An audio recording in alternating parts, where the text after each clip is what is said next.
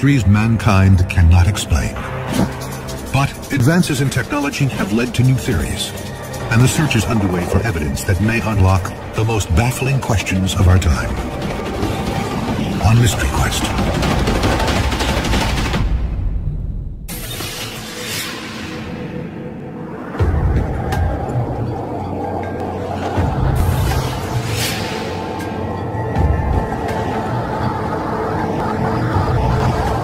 The night sky is calm and clear.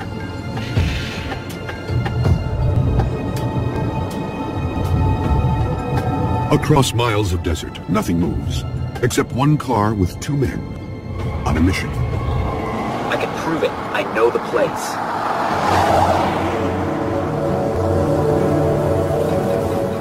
One, a physicist, is promising something shocking is about to appear. It'll show up just over that ridge.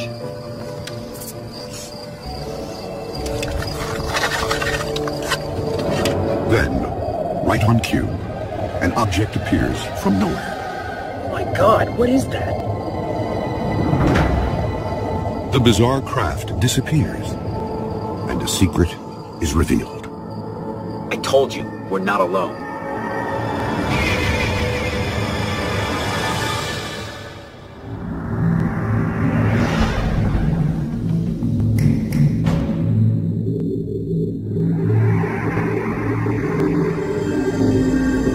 Questions about the existence of alien life have persisted for decades.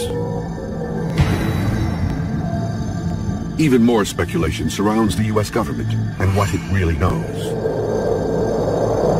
But amid the theories, there is one certainty. A belief that the public isn't being told everything. The conspiracy theories surrounding Area 51 are numerous. People use this as a blank slate on which to draw their darkest fears. While records are by no means complete, there have been thousands of reported UFO and alien encounters. From a mysterious crash in 1897, 6 years before the Wright brothers' first flight, to the Battle of Los Angeles in 1942, when UFO reports triggered massive anti-aircraft fire over the city.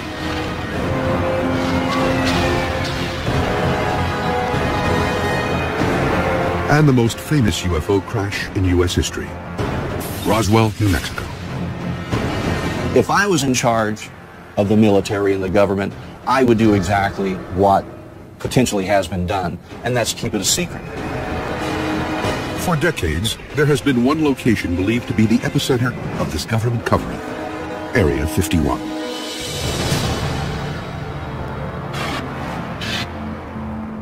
The military base is located in the midst of the Nevada desert, 85 miles north of Las Vegas. The name refers to a grid number found on an old map of the much larger site called the Nevada Test and Training Range. Built in 1955, reports of strange and unusual activity emerged almost immediately. Yet there is no official documentation the location even exists. Up until recently, it's been denied that it even existed, even though people knew about it. So that, to me, that's a mystery. Over the years, a portrait has emerged of this mysterious place. Many believe its primary purpose is a testing ground for the government's clandestine spy plane program. Today, Area 51 is very active. They've built new runways, new hangars. I mean, there's some 24 hangars there, so that's evidence that there's a lot of programs going on. Area 51 was created as a testing base for secret aircraft and secret weapon systems. That's all we know for sure, and that's all that the solid evidence is telling us. But others believe these secret weapon systems are simply a smokescreen to cover the real story. In 1989, details began to emerge of a program that went far beyond spy planes. There's a huge underground base out there, and that's where they work with the aliens. As hard as it is to believe, it's true. I mean, there are aliens all over the place. If you and I walked in on everything that was being done, I'm sure we would be flabbergasted. We probably could not conceive all the different types of testing, or even try to comprehend some of the technology.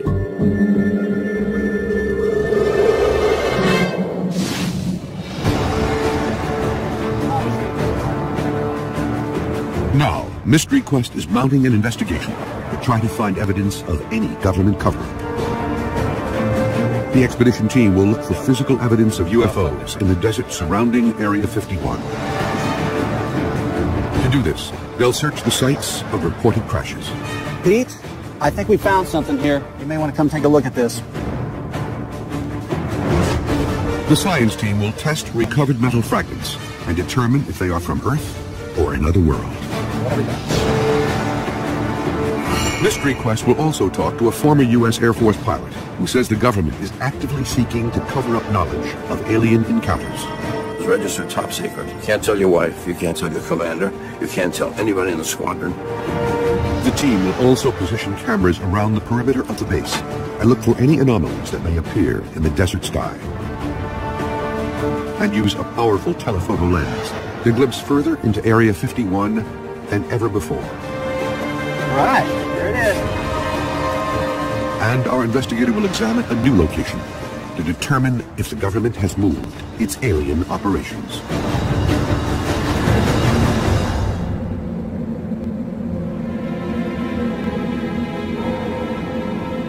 Area 51 operated in secret for decades. A lot of people think that there's UFO activity at Area 51, with good reason. I mean, because of such a secretive nature, and the cat was let out of the bag by Bob Lazar. In 1989, physicist Bob Lazar claimed that the government was testing alien spacecraft at Area 51. Bob comes by the house at night, and we're sitting over there, and says, "I saw this today." And I said, "Theirs or ours?" And he said, "Theirs." John Lear, a retired airline pilot, is a close friend of Bob Lazar. Lear says Lazar told him he worked at Area 51, analyzing the propulsion systems of alien spacecraft. These spaceships could travel millions of miles an hour using a strange atomic substance called element 115, a material which allows the craft to move through space by bending and drawing it around the ship. The space is a fabric. We think of it as a nothing, as just something cold or only containing one hydrogen atom per square meter, but it's actually a fabric. You can actually pull it. So you can go, if you could go 1,000,000 miles every 12 milliseconds, you can figure out that's pretty darn fast.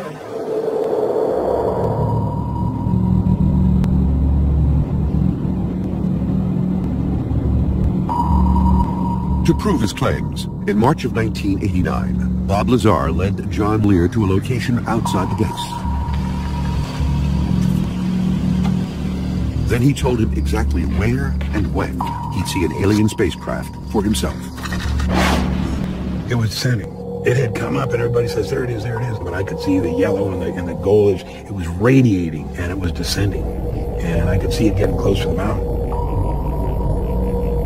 It was a classic saucer shape. If you put one plate on top of the other, that would be a flying saucer. That was what I saw. Secret test site. And just a few minutes ago, we saw one of the government extraterrestrial UFOs fly over there. We all watched it for about 7 or 8 minutes. Lear was stunned by what he saw and is convinced to this day it was not of this world. It was exactly the day, exactly the night, exactly the time that it came up. So he had to have worked there. He had to have, been involved in the program to get information like that.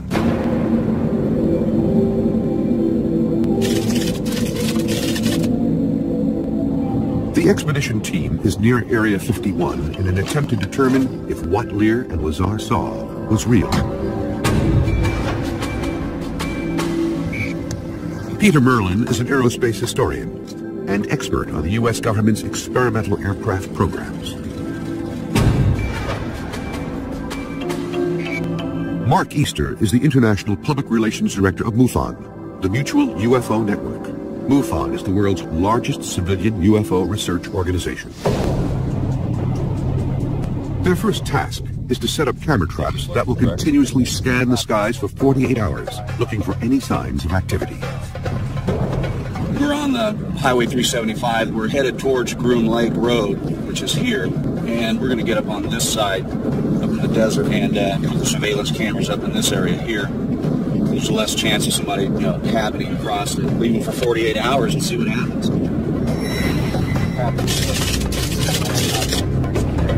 us. Mystery Quest has obtained 3 specialized cameras to digitally record the skies above Area 51 for 48 hours.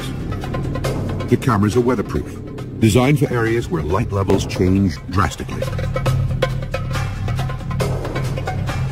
Infrared technology will allow them to capture images during the night.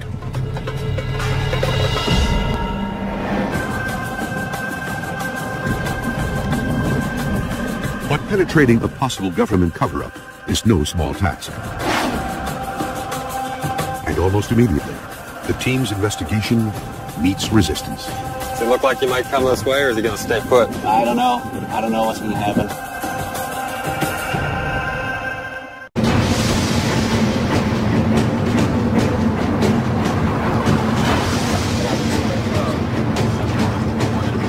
Mystery Quest has traveled to the Nevada desert, hoping to unlock any cover-up about what our government really knows about alien life and UFOs.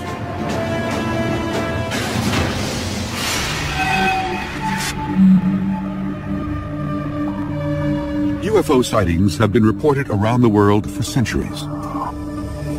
There may be evidence that ancient cultures were visited by aliens.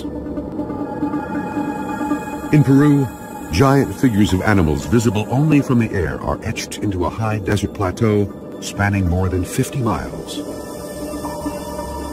They are called the Nazca Lines, after the people who made them 3,000 years ago.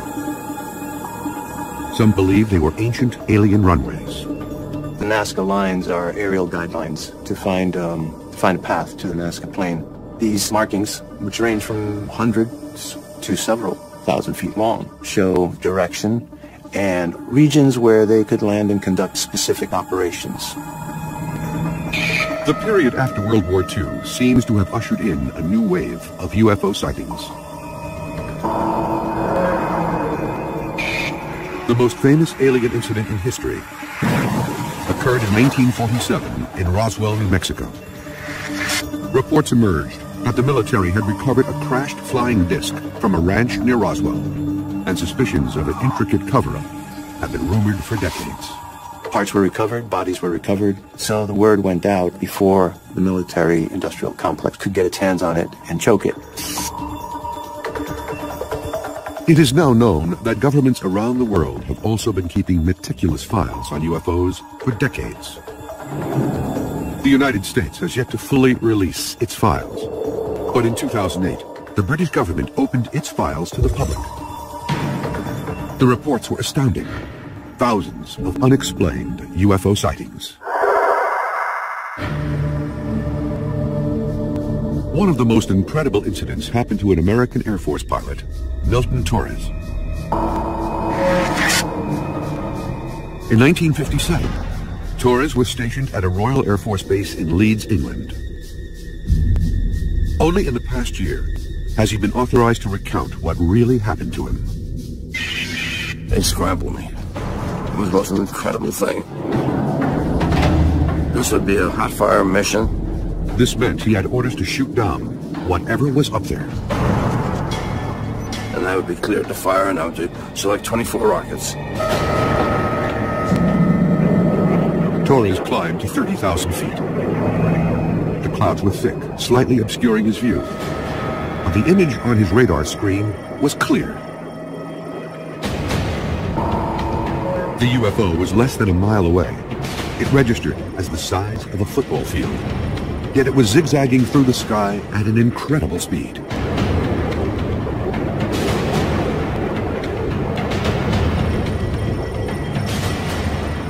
I saw it going up at about Mach 10, 10,000 miles an hour. We didn't have the SR-71, we didn't have the F-22, we didn't have anything that could go anywhere near that speed.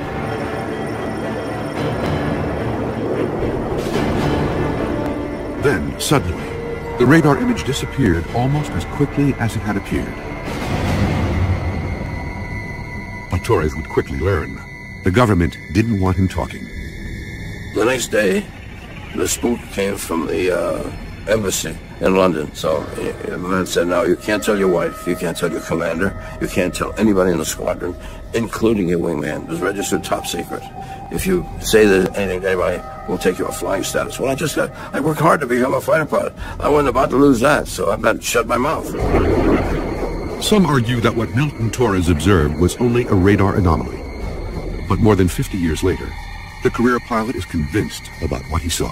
Anybody who tell me some bull story, and the Air Force with the weather balloon crap, weather balloons don't go Mach 1. This thing was going all kinds of speeds. So whatever it was not made of this earth.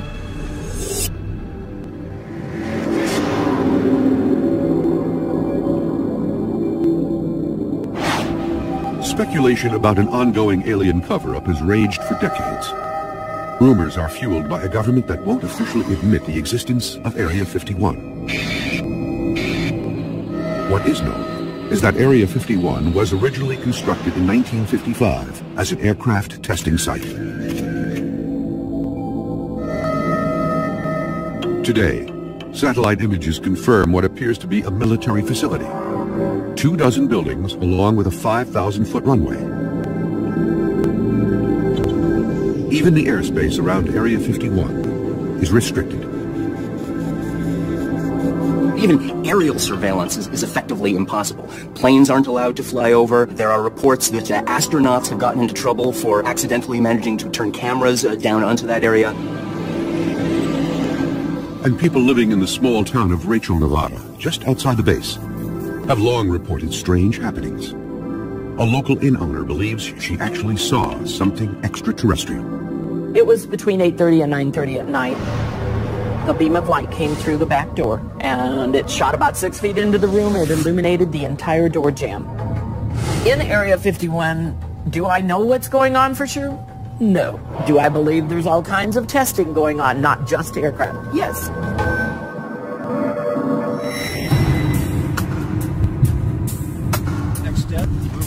After setting the camera traps, the expedition team approaches the perimeter of Area 51 in an attempt to survey the base.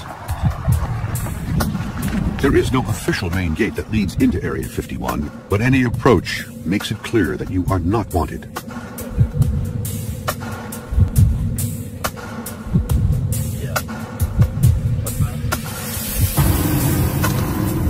Signs warn against trespassers, while orange posts mark a nearly invisible boundary. And the team is already under observation. They've even got remote cameras up there, so that guy doesn't even really need to be there watching us. He's just there in case we cross the border. I don't know what sort of telephoto they've got. They can probably read our license plate from there. The guards are part of a private security force that monitors the perimeter of Area 51. They're authorized to arrest anyone who crosses.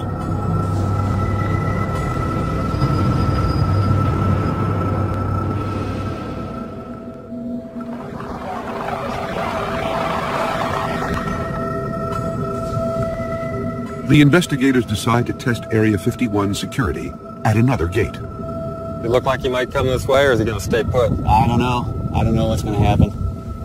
He's just standing there looking at me right now, or looking at us.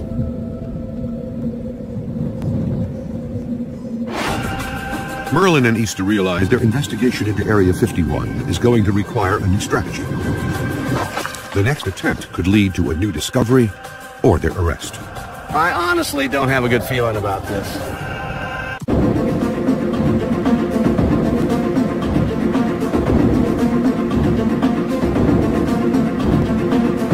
Mystery Quest is searching for clues into the truth behind the U.S. military's most secretive base.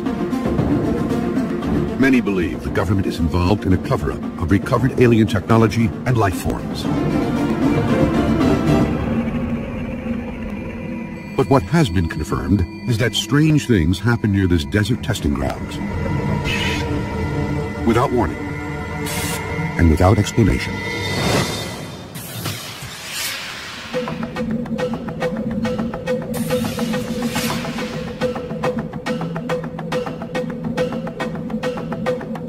A young family sits down together for dinner.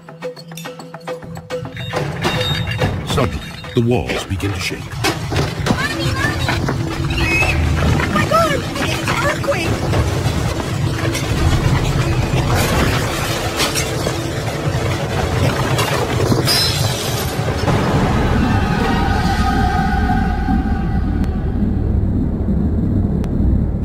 Geologists confirm it's not an earthquake, and weather services report no unusual activity. This mysterious wave is called a skyquake, but its origins are completely unknown. One theory is that these quakes are caused by a plane developed at Area 51 that flies so fast it is not called supersonic, but rather hypersonic. The government has never admitted it exists, but its code name is reported to be Aurora.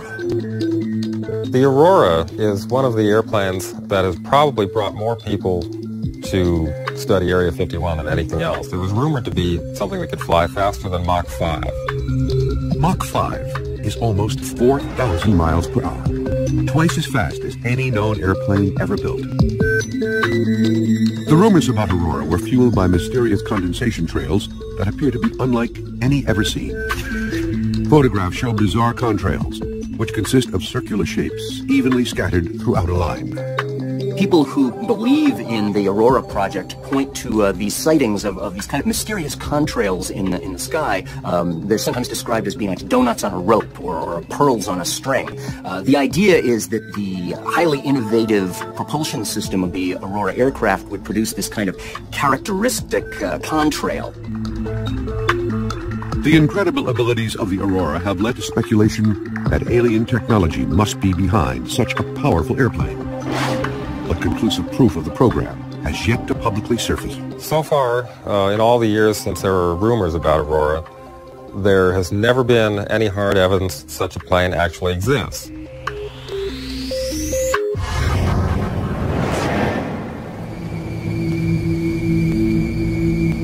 Area 51 may not be the only secretive government test facility with an extraterrestrial connection.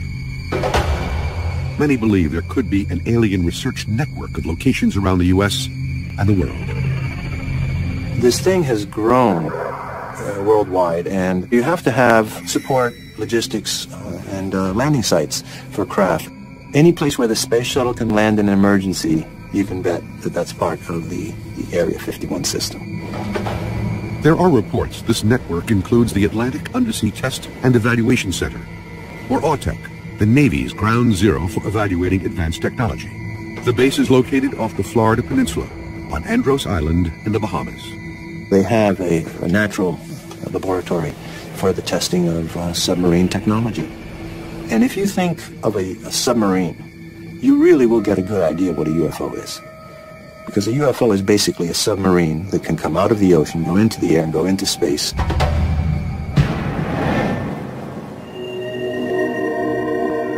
One location rumored to be in this network of new secret bases is 800 miles away from Area 51 in Green River, Utah.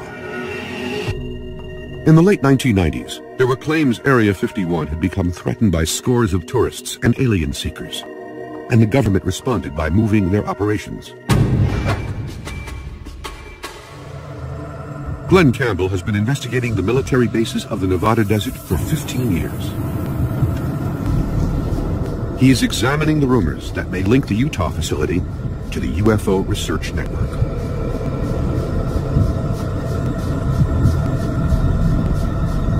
This looks like it. We're coming up on what looks like a gate. This is the main launch complex. This is the heart of this supposedly secret facility. I'm going to get out and check it out. The facility was once part of a huge missile test range called White Sands. Man, we got here just as a monster storm is blowing in from the west. This is what I think is the central launch complex. It seems to be in the center of the pads. I don't know what's in here exactly. They got this big old steel door.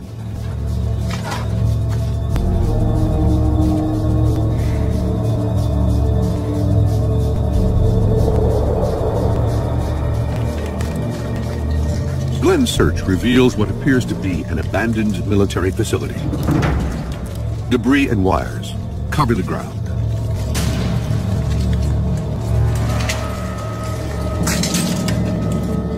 More importantly, there is no evidence of alien or any other research activity. Now, there can always be one of those buildings where there's something secret, but the point is there's no infrastructure, there's no activity, there's no trucks coming and going, there's no people. This is a dead facility. This is not the new Area 51.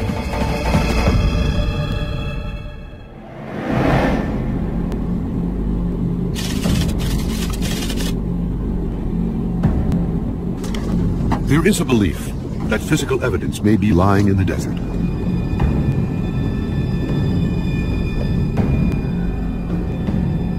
Now, the expedition team is on the hunt for that evidence. Peter Merlin became aware of a location outside Area 51 where a crash once occurred. How did you find out about this location? I heard about it from some ranchers who lived out there back in 1967. Something came streaking out of the sky, slammed into the desert and exploded. Pretty soon, Air Force guys showed up in helicopters and trucks and kicked them off the land, told them to forget what they'd seen, and then they cleaned up whatever was left.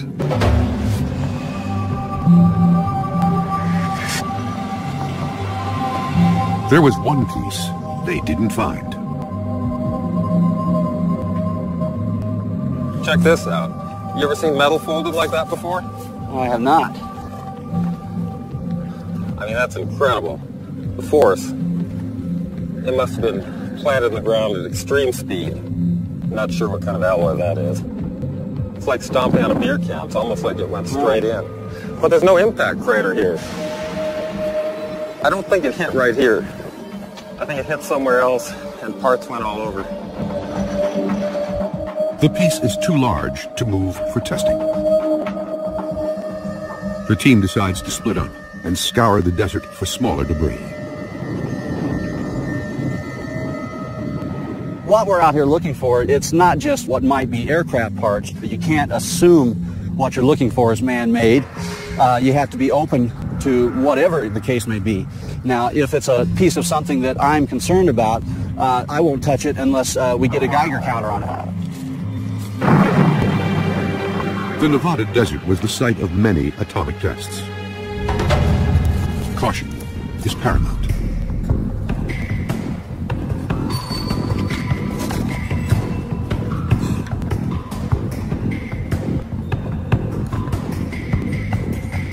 Pete, I think we found something here. You may want to come take a look at this. I guess you bring that Geiger counter with you. Will do. The twisted piece of metal is about 6 inches long, and small circles appear to be bolt or rivet holes. I think we're okay. Looks pretty clean. What do you think? It's very distorted. Looks like it's been subjected to a lot of force. It's clean. Well, this is definitely downwind from that piece that you found. It is. It's right along the flight trajectory. You can see it's got some form to this side right here, but jagged on this side. This definitely tore off of something obviously larger. Wondering about these holes, if this was from heat, or this is more of an exact hole. These are probably bolt holes, I would imagine. They will send the specimen they've gathered to the science team to try to determine its origins. Well, this is an excellent find right here.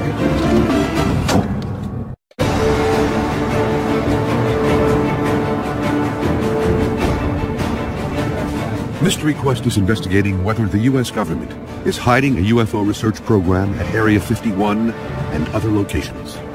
There is only one place to get a clear view of Area 51. It is called Tikaboo Peak, an 8,000-foot summit 26 miles from the base.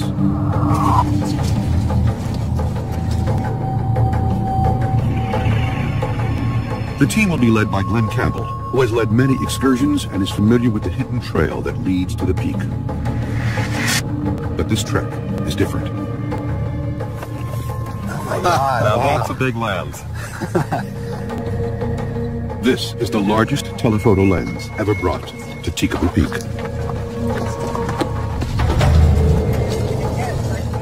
It can zoom 66 times further than a standard lens.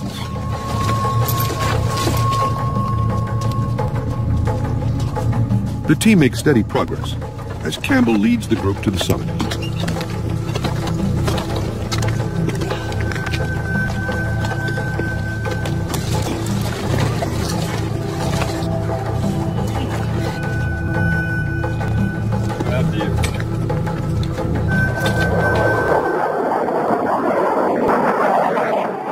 Suddenly, a fighter jet appears.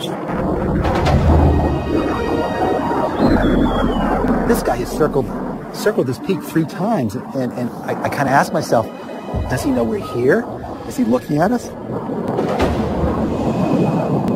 The jet makes repeated passes.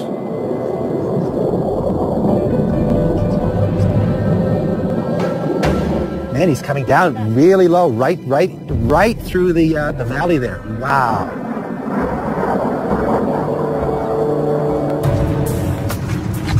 Then, it becomes clear the government is scrutinizing the team's progress.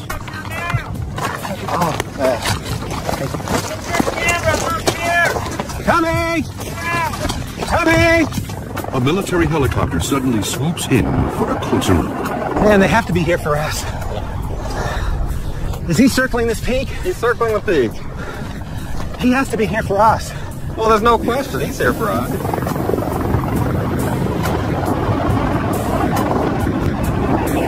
The helicopter is an unmarked Black Hawk-type chopper, often used by special forces. They have never bothered with us here before. My concern is we're not going to be no one's going to interfere with us up there on the peak. We get down below, we may find the sheriff waiting for us, the local law enforcement. There's the helicopter again.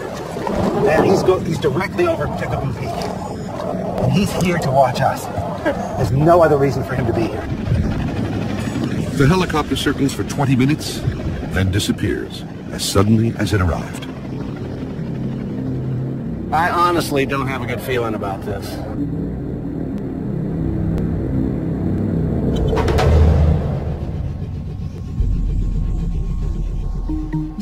The science teams receive the wreckage from the desert. Dr. Jerry Delaney at Rutgers University Lab will oversee the testing, using an electron microprobe, a device that can determine almost 100% of the elements that make up any object. Dr. Delaney will test for anything extraterrestrial. There are very distinctive features that are the signature of the trip through the Earth's atmosphere. Anything that comes through the atmosphere, whether it's a stone the size of my thumb or a spaceship, is going to heat up and it can form a crust in some circumstances.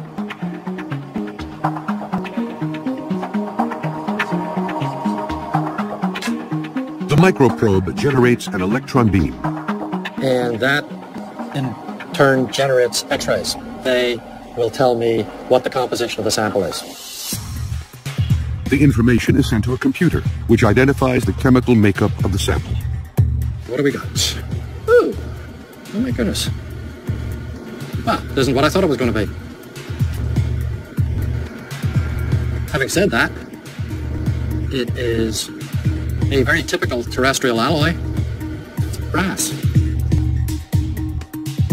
This object looks as if it was something that was man-made, maybe a vehicle, maybe farm equipment, maybe something military, I don't know.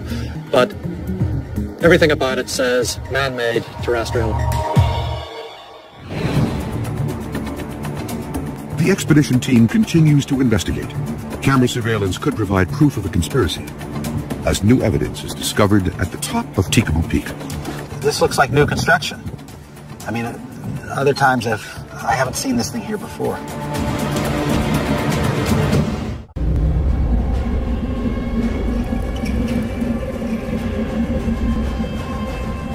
Mystery Quest is deep within the Nevada desert, trying to unlock the puzzle of extraterrestrial life at Area 51.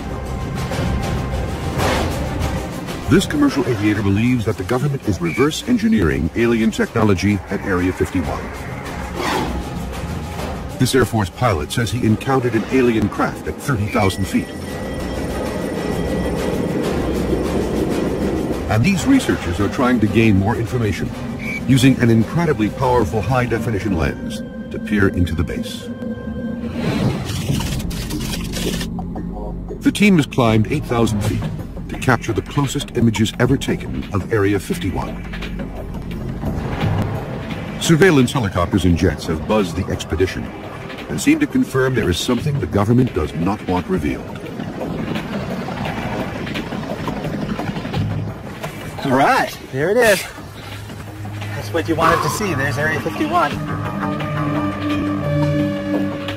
The team looks at recent satellite images providing a bird's eye view of the base. They'll compare these images to what they see through the high-definition lens. New construction would prove that Area 51 is an expanding facility.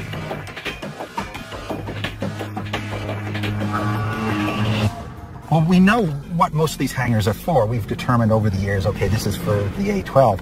So the more we know about the base, the smaller the unknowns become. Right.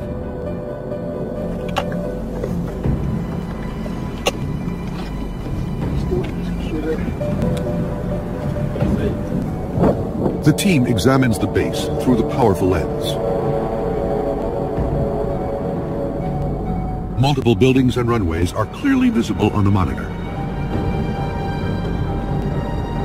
But no cars or people are observed. Then, Glenn Campbell notices something. This looks like new construction. I mean, other times I haven't seen this thing here before. Wow, what do you suppose it's for? Well, it's big. And what do they need a hangar that big for? Campbell spots a large hangar, which appears much smaller in the satellite photo. And something new implies a new program of some sort, doesn't it?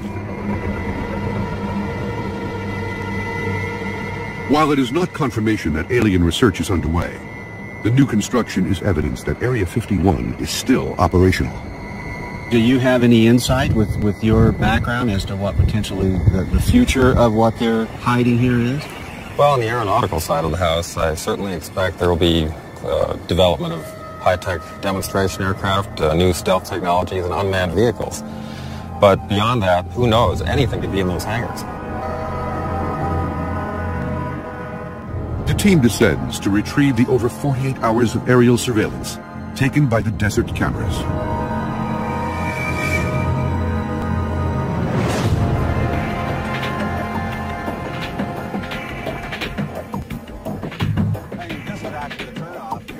The footage reveals two possible sightings. In one scene, an object seems to appear, then quickly vanish in the sky above the ridgeline. In the second, a procession of lights drift near the horizon. But careful examination has revealed these anomalies are not evidence of UFOs. The first was determined to be a sudden cloud formation. In the second video, a series of lights appear on the horizon. However, after examining the evidence, the team concludes these lights are most likely headlights from passing automobiles.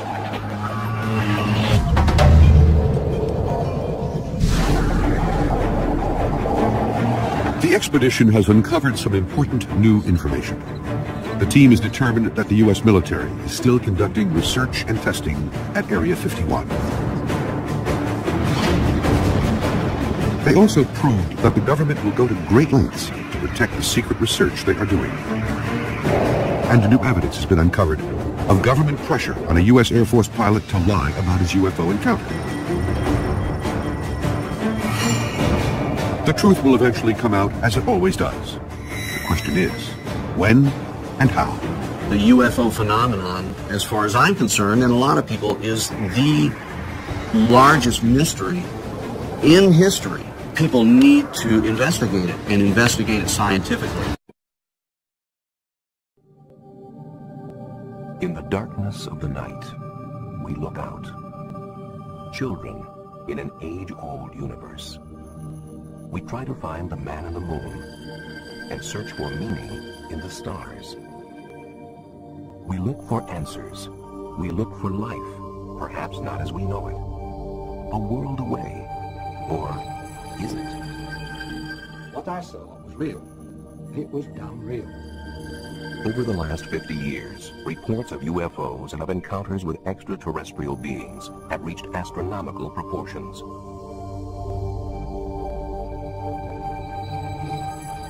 Can these reports be explained as hoaxes? It was quite easy to reproduce these pictures. As natural phenomena? Are secret military craft being confused with UFOs? I've seen a silver flying dome in the sky that was unidentifiable. Are these sightings all in our minds? Or is there intelligent life beyond us? And are aliens closer than we think?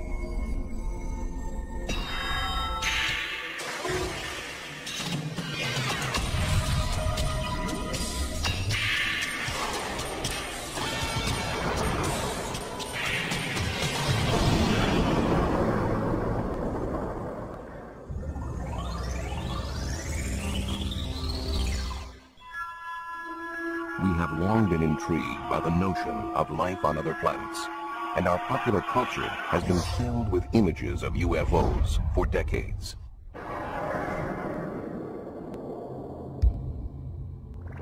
But the first widespread documented sightings of UFOs in the real world came in the closing months of World War II.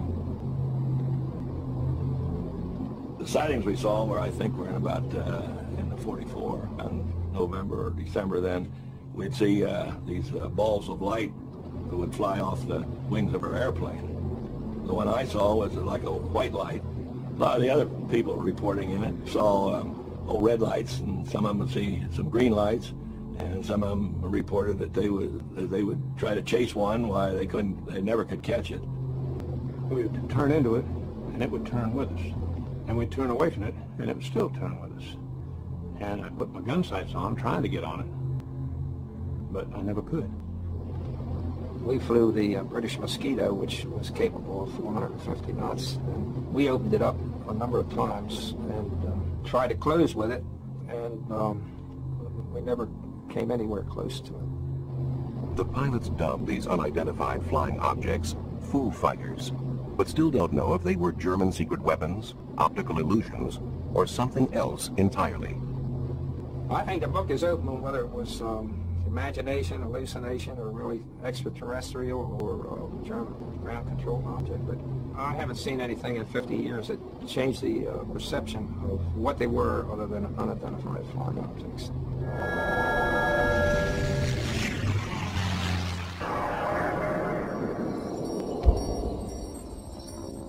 2 years after the end of World War II in Washington State, a private pilot named Kenneth Arnold reported seeing peculiar-looking aircraft near Mount Rainier. The craft appeared to wobble and flip and were flying faster than any Arnold had ever seen. Word of this sighting was spread by the press, and the term flying saucers was coined.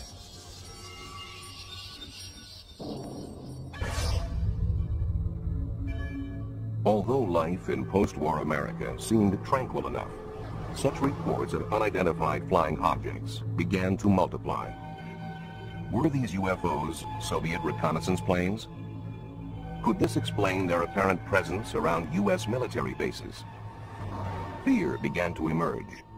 Atomic secrets could be at risk. National security at stake.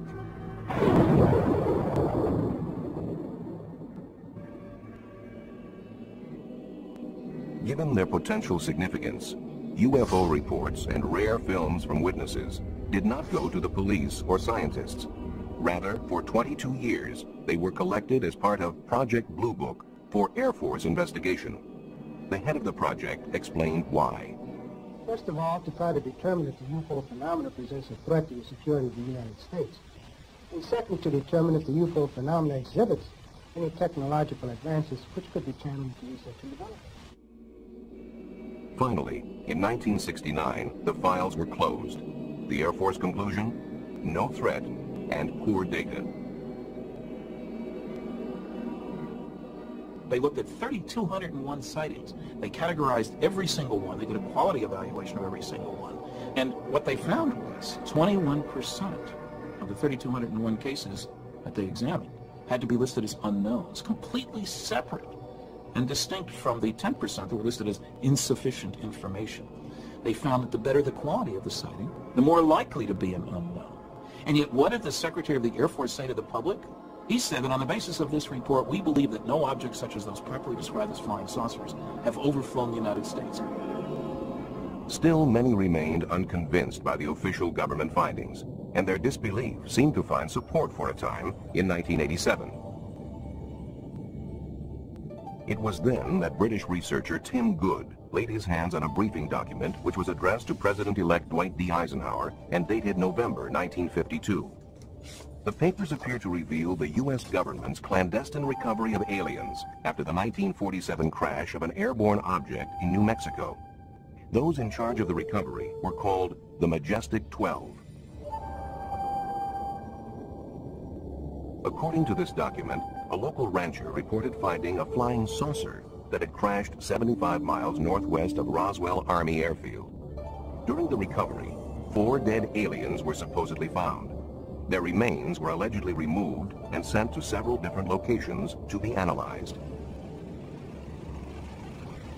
There's no question that the importance of these documents was monumental. I mean, nothing like it before had surfaced. It's dynamite. Proves there are flying saucers, alien visitors, the whole business. The implication is, 1, Earth is being visited by extraterrestrial spacecraft. 2, the government has known not only that that is true in the abstract, but has had pieces of wreckage and bodies of extraterrestrials since at least 1947. But not everyone was as sure.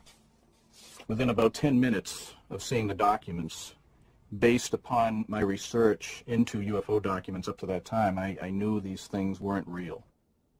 Among the documents Tim Good received was a memorandum from President Truman to his Secretary of Defense. Critics claim that his signature is identical to that on another document, a problem for document analysts.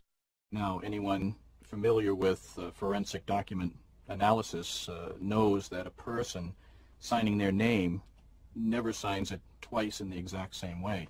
And that suggested to us that the signature from the later genuine non-UFO document was cut out by the forger and pasted onto this false executive order to lend an air of authenticity to it.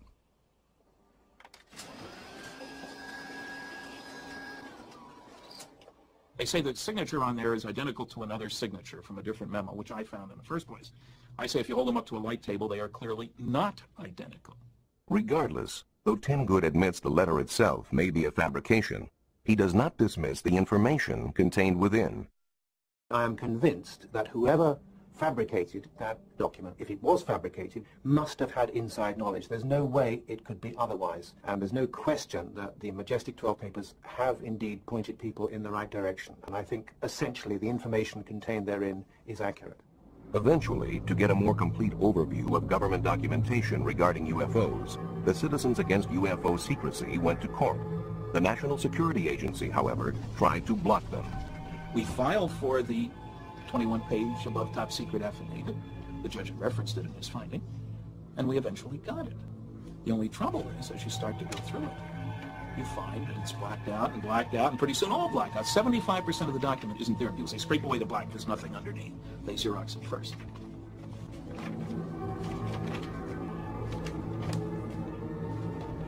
The cover-up alone is proven by the released documents, released by agencies such as the FBI, who denied any involvement in UFO research until the Freedom of Information Act showed that they'd been lying. They released 1,100 pages of documents. CIA denied any interest in the subject. Suddenly we have now, I would think, thousands of pages of UFO-related information dating back to the 1940s, which quite clearly indicates that there has been a cover-up. Certainly, the Private Center for UFO Studies thinks there is validity to UFO work. Over 100,000 cases are archived there. I am convinced by over 20 years of work in this field that there is a mysterious phenomenon occurring that is being neglected by science, not by the public, but by science. And it's to science's detriment that it's doing so. Still, in other parts of the world, some scientific studies are being done on UFOs.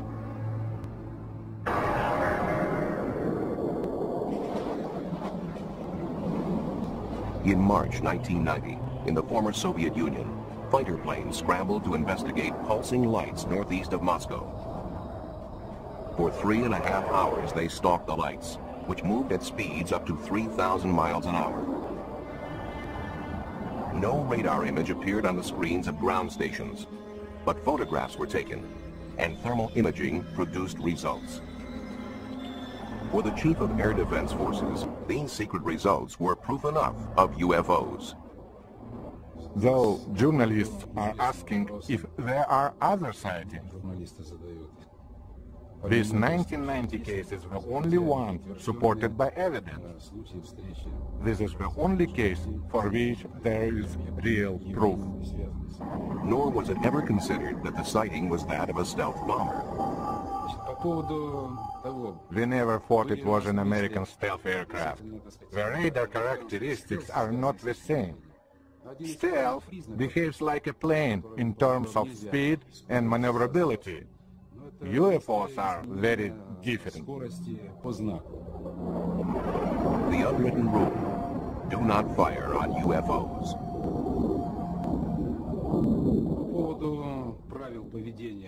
As far as official instructions are concerned, we in air defense have certain unwritten rules that mean we do not fire at UFOs. From 1977 on, an official Soviet Ministry of Defense study has collected hundreds of reports of UFOs, reportedly to gain alien technology for military use.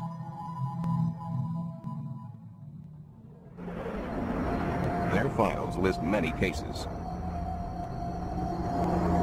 In one case, a pilot reported finding a light closing in on him, at which point his aircraft went into rapid descent. Though he landed safely, there was damage to the left wing.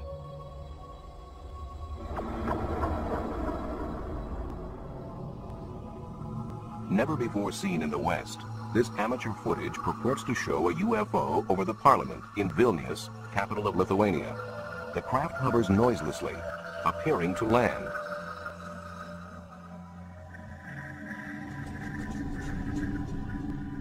At dawn the next morning, local militia videotaped this nearby.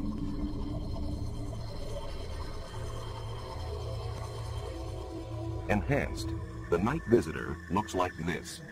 It moves unlike a normal helicopter or plane.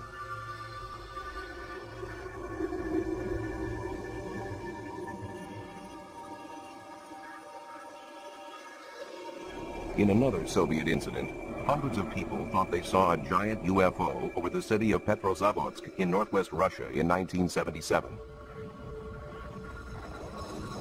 But studies established that it was the burning booster of a secretly launched satellite. Still, at the Soviet Academy of Sciences, such phenomena are considered worthy of serious inquiry. In addition to the country's military study, this governing body for academic research coordinates a countrywide collection of information for scientific analysis. Here, the Central Committee for the Study of UFOs gathers data from 10 other scientific academies. I would like to say a few words about our methods. For some sightings, we carry out investigations in the field. A sighting here has resulted in 12 years of research.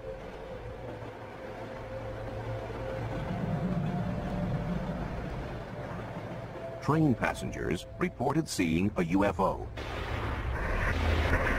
a metallic craft that landed nearby. Biologist Yuri Simyakov believes there have been permanent changes to the scene. We believe this could have been a landing site. This is a very interesting place because it has such strong magnetic fields. His experiments find living creatures shun this spot. These findings are consistent with studies of other UFO sites, where the ground appears empty of all life, even microbes. Most puzzling of all, Earth samples taken from landing sites contain tiny spheres. His work has led him to conclude these spheres were extraterrestrial in origin, containing DNA, the seed of life itself. In the U.S., tests of these samples were divided. Results indicate that the spheres are either of unknown origin or common parts of groundwater filter systems. Yet some Russian researchers believe alien microtechnology is being placed here by interplanetary prowlers. Given worldwide interest, researchers have attempted to classify reports of UFO sightings and encounters with extraterrestrials. When an unidentified flying object is seen, but nothing more, it is labeled a close encounter of the first kind. Where traces are left, it becomes the second kind. Then there are close encounters of the third kind, where people report observing aliens. In close encounters of the fourth kind, the witness actually interacts with the aliens. In November 1980, in Tudmorton, England, an experienced police officer, Alan Godfrey, was on night patrol when he saw an object he could not identify. I was on a 10-6 night duty, so I decided that I would go up to this local council estate. As I was about to turn, I saw another 500 yards up the road this object. As I got near to this object, it became apparent to me that what I was looking at wasn't something that I would normally find in the early hours of the morning in Todmorden, you know. I thought it could have been a hot air balloon that had come down, but obviously as I got nearer and nearer, I realised that this was a metallic, man-made craft. It was a nuts and bolts thing. It wasn't an hallucination, it was real. This object was 20 foot wide. It's 14 feet high. It's diamond-shaped. The bottom half of it was rotating. The top half was stationary. It had a bank of dark windows, or it could have been paneling. I got out the car, picked a brick up, thrown it at it, I'd have probably found out whether the windows or not. The trees that lined the road were shaking violently. Yet, whilst I was sat in the car, I didn't feel any vibration. I didn't hear any noise, but I certainly wasn't going to get out of the car. I picked the clipboard up, put it on my knee, and proceeded to draw it. Now, as I'm drawing the object, I'm suddenly at the other side of it, driving a police car.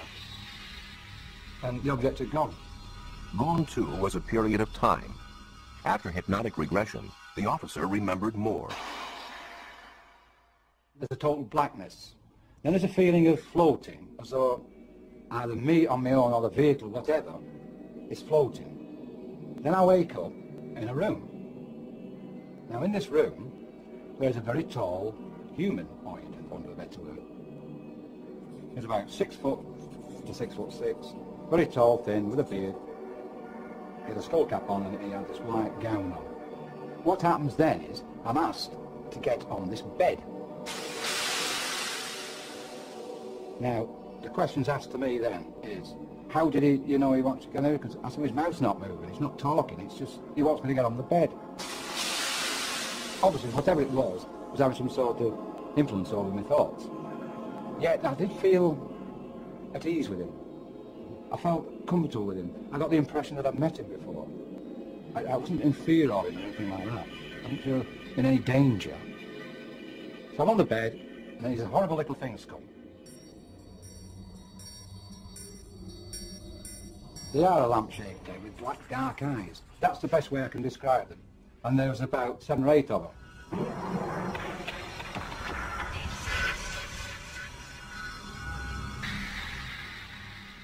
Officers nearby said they saw a light in the sky, and Alan Godfrey insists his encounter was genuine. I know, that night, what I saw was real. It was damn real. In 1974, in Llandrethlo, Wales, residents felt severe tremors. Tremors, which some felt were not naturally caused.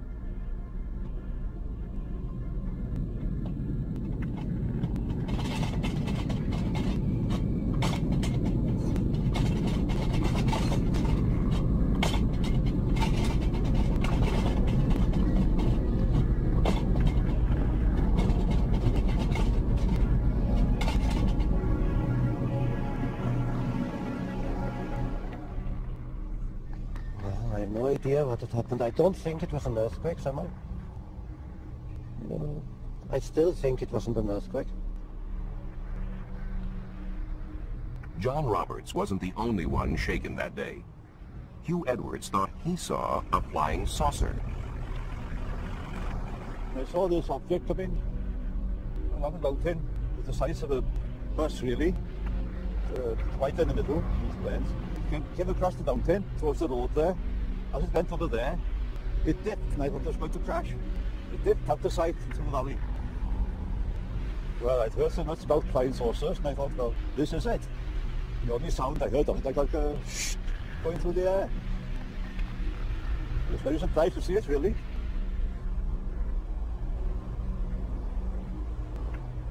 The district nurse thought perhaps a plane was down. I thought there might be an air crash. Maybe as a nurse we could help giving first aid. So I called to my daughters and we got into the car and we made our way up to the mountain. We drove a fair way along the mountain road and to our left we could see a huge orange ball sitting on the mountain glowing. We stopped and we started looking what we thought was going to be an aircraft on fire. So we'd envisaged sort of, oh God, there might be bodies if it was an aeroplane crash, and we weren't too happy at that prospect, but we were quite surprised to see this big reddish orange ball just sitting there. There were no flames and it was so uniform. The shape, the round spherical shape of it made us realise we weren't looking at an aircraft. There were no flames jumping, but it was pulsating, this red orange object that we saw, and we could see little lights, like fairy lights, coming towards the object in a zigzag pattern, and I assumed at that time possibly there was someone going to see what was what. With hindsight we realised that a search party couldn't have got there, located it and got there in the time it had taken us to go from the village up to the mountain. Yeah. No one could have organised themselves to get to the object that we saw. Since no search party went out that night, nothing was ever found at the scene. But astronomer Ron Madison has proposed that what the villagers saw that night was a meteorite or fireball, and that it coincided with an earthquake at a nearby fault. Thinking that that explosion might well have been due to an impacting piece of rock, our first reaction was to try to estimate the energy involved. And it seemed to us to be something that would correspond to an explosion of the size of about 600 tons of TNT. We got letters from as far apart as Penzance and Northern Ireland and Derby, all reporting seeing a bright light, maybe comparable with a half moon in brilliance, moving across the sky at the speed of an aircraft but with no sound, and trailing smoke, just like you would expect something on fire to be crashing. In the next few days we were to realise, of course, that the village was not very far from the Gala Fort, which is active and has been moving steadily over thousands of years. And unbeknown to us at the time originally, there had been on that evening a movement on the fort, and that is incontrovertible evidence. This was a coincidence. There were fireballs in the sky at the same time that there was a triggered movement along the Gala Fort.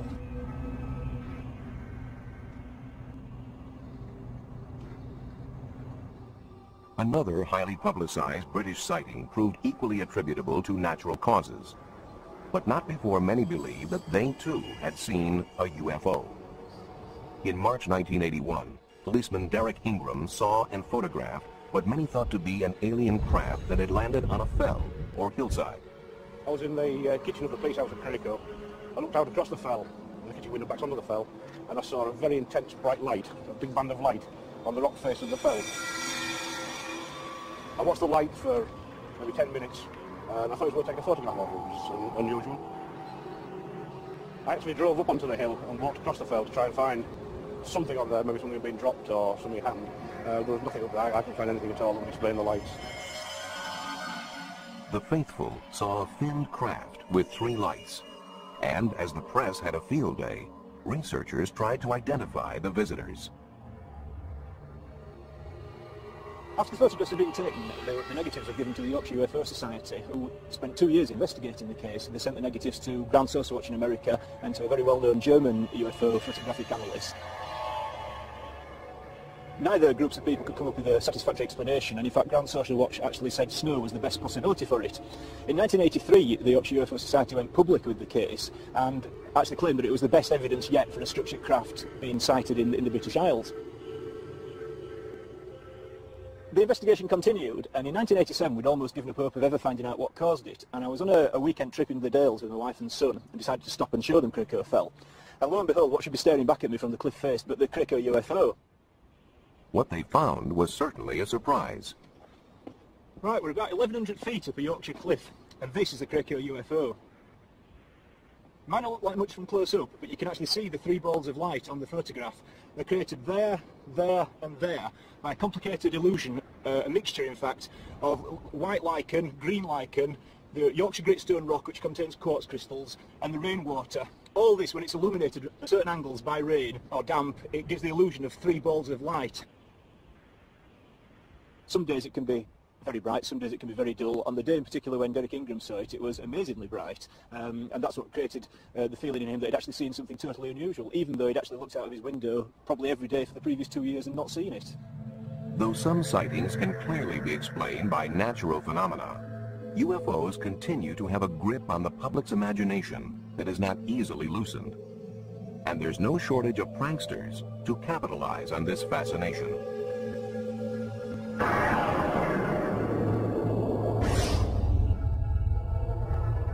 In Gulf Breeze, Florida, in November of 1987, builder Ed Walters claims he took Polaroids of a UFO 3 times as big as a house. For him, it was just one of many such photo opportunities, near abductions and glimpses of aliens. Though he sold 2 books worth, Ed would not allow his photos to be included in this program.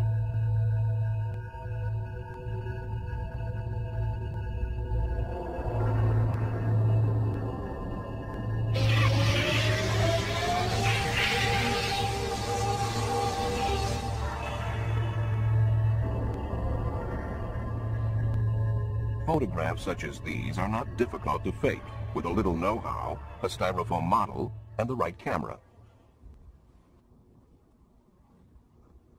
It was quite easy to reproduce these pictures.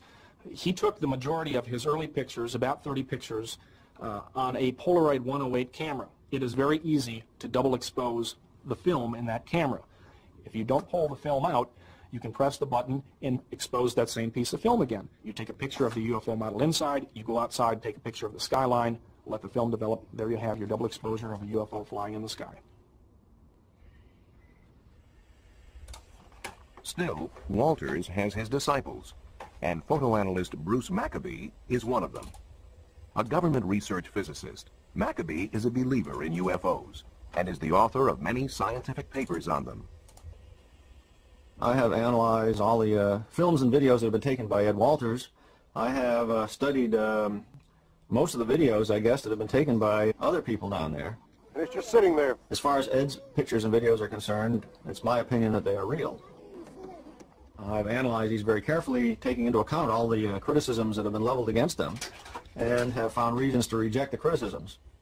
In baseball, you get 3 strikes and you're out. For Ed Walters, in this case, strike 1 was when a model was found in the attic of his former home.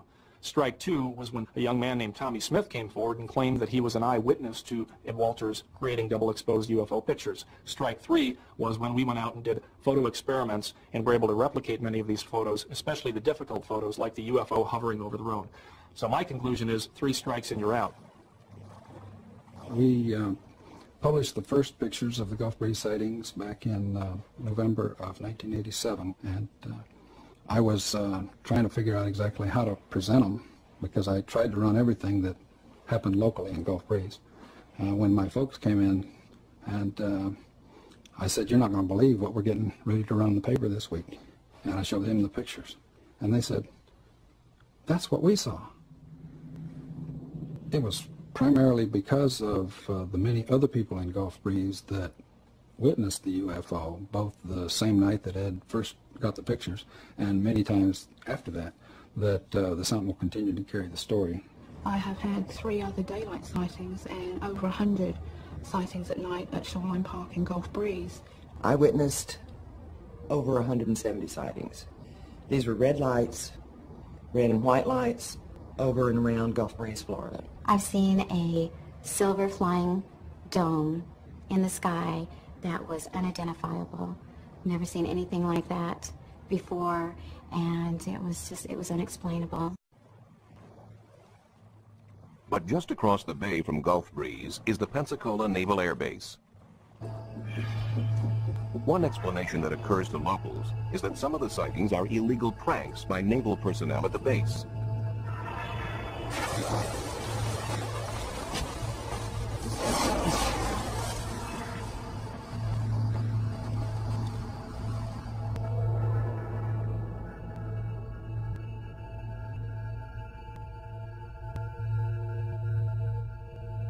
Another possibility is that actual military craft are being confused with UFOs.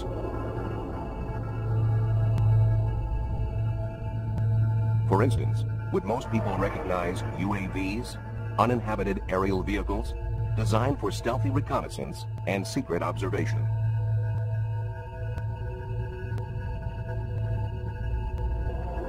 Yet despite the fact that certain sightings may be hoaxes or otherwise explained by natural or man-made phenomena, we keep on looking. Our fascination only grows as scientists uncover evidence of life on other planets.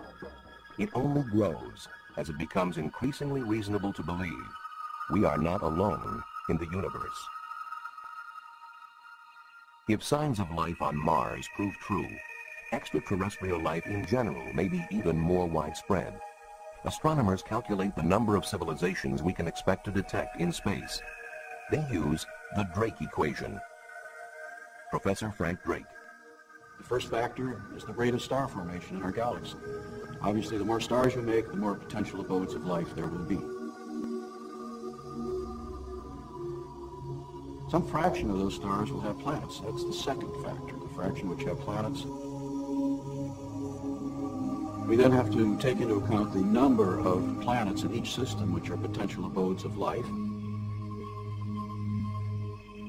The next factor is the fraction of systems of living things which give rise to intelligence. The next factor is the fraction of systems of intelligent creatures which develop high technology, detectable technology. But how long do they last? How long are they detectable? Perhaps they're destroyed by cosmic accidents. Perhaps in an ugly way through nuclear war. More likely, we think they become undetectable because they become so sophisticated in their technology that they don't waste any energy. They don't release energy into space, and therefore there's no sign of them to detect. And so we say, well, there must be some longevity. L, the length of time typically a civilization is visible. Now if we take the rate of production and multiply by that L, the end result is that thing we started out to find, which is the number of detectable civilizations in space. And the number is getting bigger.